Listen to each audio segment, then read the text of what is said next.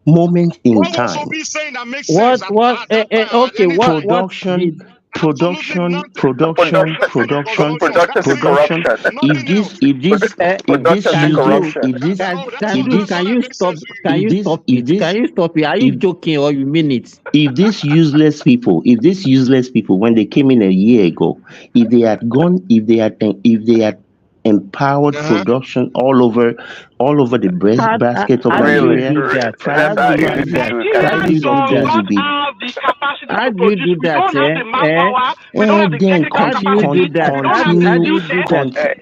Is that how you continue produce? your poverty. Continue your poverty. Then continue, Can do, Can do. continue doing Cheap what is you're tough. doing. can do, Cheap is can tough. do. Talk is cheap, rather, it can we don't do. have the manpower, we don't have the technical capacity, you don't have production. It's not Talk is cheap. established And that's capacity. what Peter B does. Excuses. Is How talking. is it that other countries can So feed themselves? Even is people that president don't even have the land or weather I that you agree have. with you. How can they?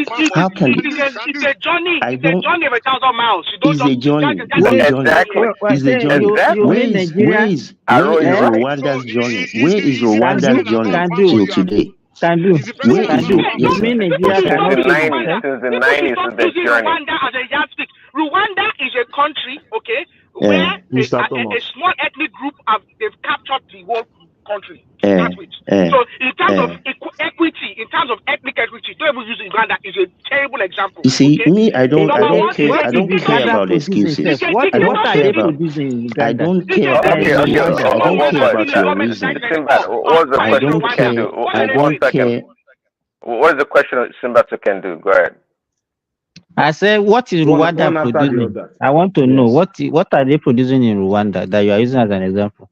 No, what I'm using as an example is given where they were after the war, given where they are now, they are moving forward. How many years has this guy They are spent not. there now? Eh? And how many years is the present president of Rwanda spent? How many years Yeah, spent there? it's been fourth election now. okay. Look, it's No, been a no, no. Let number of me. years. It's not about look. Let me tell you. If you No, know no, what no. is going on, if you know what is If you going know on what in is that going in exit, Rwanda, you will not What? be. you will I not. think No, because of lack look. of information. No, Let me tell it's you not what is lack of happening. information. The guy The is a truth is Let me that tell dictator. you what is the truth The is that happening. guy is a captured that the country. guy is a dictator. I get it. Trust me, I We get are it. not talking A about But him all I'm being a dictator, saying, not just dictator. Let me tell you all what I, is happening. They will support look, and don't let follow. us don't let us They don't will let us roast him die if on I this can do. hill. I'm not just trying to use Rwanda. All I'm All saying this is thing.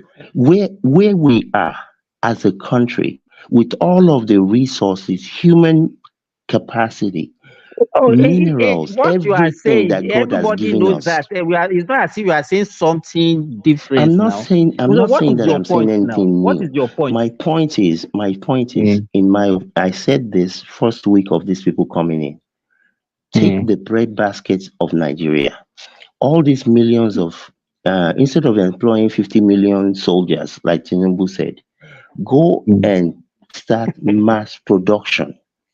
Of Employ what? as many Of of what? food, Where? Of what now? So Food, is the president rice, now going to Gary, farm for you, Abi? Who's cassava. Exactly. you are sitting Another I don't subsidy now. Mike, I don't another form of subsidy. so Agricultural you don't subsidy want to now. That's what they are you don't want to do anything. No, Then is the president continue. going to clear farm for you and I you go and didn't farm? say the now they'll be president. giving them Create free land now. The president will be buying free land for all of us and giving us buying 10 acres for each of us so we can farm. Shebi he was talking about he was going to employ 50 million youths into the army. Where was he going to get the money to pay them and feed them the agbado and corn, like he said? And cassava. If you can do that, look, there are no miracles. Even the Chinese experience is not a miracle. India is not the way it is today from a technological medical standpoint because some people just didn't do anything. You have to plan for the future that you want to be in. If you refuse to plan, if you are planning to fail. So if you fail to plan, sorry, let me say this. Can do. If you are saying all this, yes, sir. I agree Yes, with sir. you, but not in relation to Obi. So Obi You cannot be no, using I'm not Obi saying as the only sir. The only issue that we got to Obi, we're only saying that during that time prior to the election, we're saying what were these people saying? Which one of these things made sense at that point? Not what you know,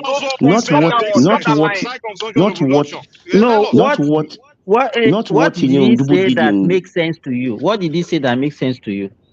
that you cannot continue. I mean, you didn't have to say that to me. God gave me a brain too. God gave me a brain too.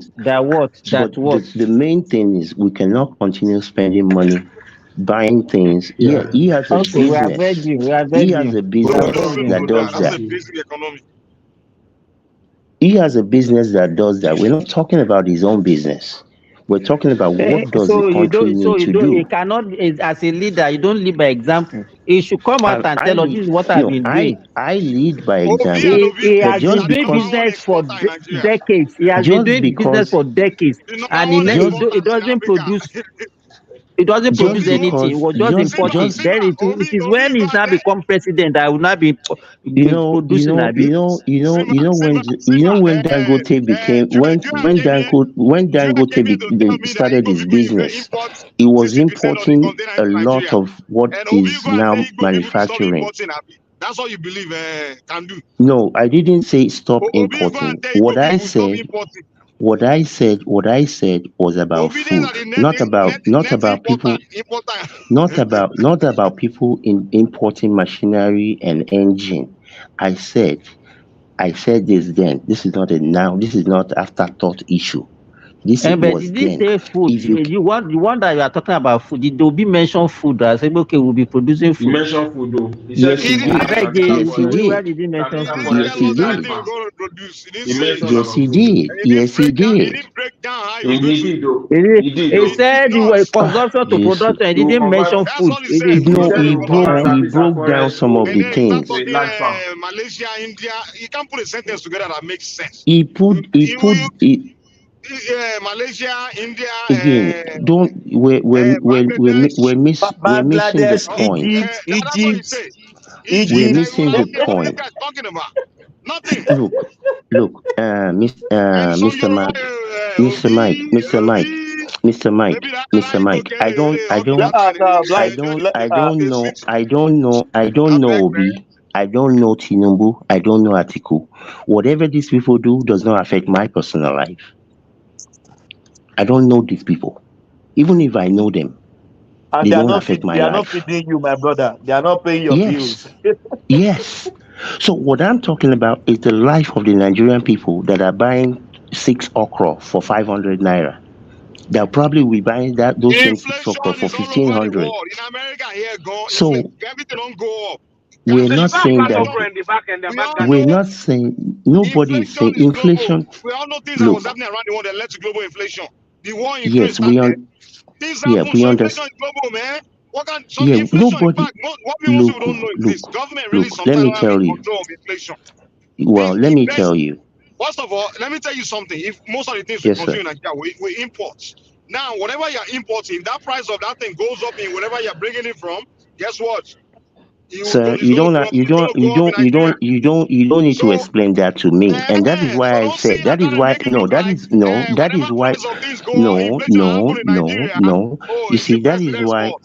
let me tell you, that is why Based to on the current Nigeria this exchange rate, year. can do we're Yes, paying sir. 3 times as much for petrol at a fuel station than Nigeria. Okay, based on the current exchange rate. So Who there's is inflation paying? Who everywhere. is paying? Hold on, hold on. The Who is dollar paying? store increased the dollar store. Okay, across the country, they increased the price by 50%. Okay, from a Did dollar they to a dollar increase? Hold 50. on, hold on, hold on. If Did they Obi was increase the there, price? we won't Hold have on, inflation. hold If Obi on, was there, Nigeria will hold be on, only go through hold two on, inflation. hold on. So did they increase the price in Qatar, in Saudi Arabia by the same percentage? Yeah, I don't know. I don't there's no know about inflation. There's no Qatar. And Well, inflation in well, Nigeria. why? It's only Nigeria before that Do there is you know? inflation. Excuse me. you're the Excuse one me. that made the No, comparison no, to the no, no. US. I Can don't do. We're just understand Can talking why about do. you inflation just Can everywhere. do. Can do. I know about Can inflation do. very Ask well. people Me and your inf- supporter there. me and inflation we sleep on the same bed. I know inflation Okay. very well. I Okay. know it very well. it's only Nigeria that there is inflation No, caused by nobody's Tinubu saying that. just within 1 year. Nobody's saying that. 1 year Absolutely of taking not. over. We told you this. Can do. This thing has Can I been make this comment? decades in the making. Decades. Can I make this comment? Hold on, please. If anybody say there is no inflation in the whole world, I think that person needs to go and check his brain. There's inflation everywhere. Can do. In 6 Yes, sir. months, they've increased the interest rate 6 times. I was paying for my mortgage. I have 2 mortgage. I was paying 1,004, 1,005. per month. Ask me how much we are paying now. Well, I can tell 2003. I can tell you why. Because you did not have a fixed rate. You did No, not you can't take do fixed rate. advantage It of. doesn't work in Australia. It Okay, can work for you in well, US. it works We here have in deliberated America. on that before. There are so many My It of us works here family, who in we have. can't do fixed America. rate. So you are not Let doing me It business. land. works That's here in why. America. Yeah, it works for you. It doesn't work in No, Australia. look, Is it not? look, Is it not Mr. Can I finish? Mr. Let me Thomas, finish. Yeah, Let me sorry, that's finish. sorry. that's almost 70% increase. Thomas, that's almost Yeah, 70% increase in your mortgage. Prince Daddy, Imagine that in Australia. Prince Daddy. In 2 weeks, we are family of 3. My wife and myself. We are family of 3. In fortnight, we spend $300 in grocery in everything. Ask me now. We spend double. It's 600 now. Things are cost. Okay. Everything, milk, gross, name it. But because the money is there to buy it, we don't complain. But if Nigerians are complaining, I just say inflation are everywhere. My everybody. Our fuel is not fixed. Today you may get there is $2.50. Tomorrow you get there is $2.70. Tomorrow it's everywhere. So So why will is that Nigeria within be that 1 year, excluded? Mr. Thomas? Within that 1 year, the economic situation we have in Nigeria is only inflation that explains the reason why people are suffering now. Just within 1 year of Tinubu's taking over, Of course because So there not. was based on what you're saying, it's there only inflation wasn't that inflation explains. in the No, next people have 1 year. always been enjoying in Nigeria. So it's Abi. only People have inflation that always been explains the enjoying. situation. No, we're It's only enjoying Okay, okay. before. inflation that what explains the else? situation. What else? Oh, BQB. What can do. else? What Hold else on. explained it?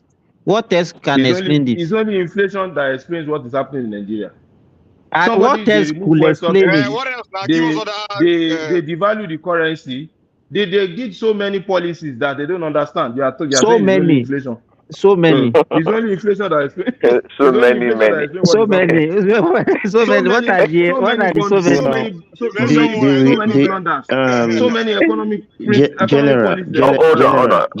You are Can saying do, can do. inflation. Just hold Inflation, on. of course. Can do. Just listen to Thomas in Australia talking about the Inflation. high inflation in Australia. I just told you about America, no, and you talking about PD, Dubai and PD. UAE. No, How no, can no. The inflation be only the listen. responsible? I know the reason I made the statement I made. You said the price of petrol in America, and the comparison I was trying to give you are the countries that have oil just like Nigeria does.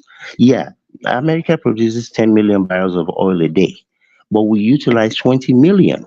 We use twice what we produce. So we have to import more from other countries. So in Nigeria, the amount of petrol that is used a day is not even anything near what we produce. Even with our low production level, is not anything near. And if I remember correctly, all these people, Buhari and all of them, they told us Dangote is going to be working by November of last year. Port Harcourt is going to be working by February. Guinea is going to be working. We are where we are. Nobody is expecting overnight miracle. The thing that I follow inflation No, like you you are will not expecting it. believe. You, if you are not expecting it, you will not be No, no, talking no, within one no. You year see, of no, administration. I'm it's saying not you are one. It will expecting not. Well, miracle.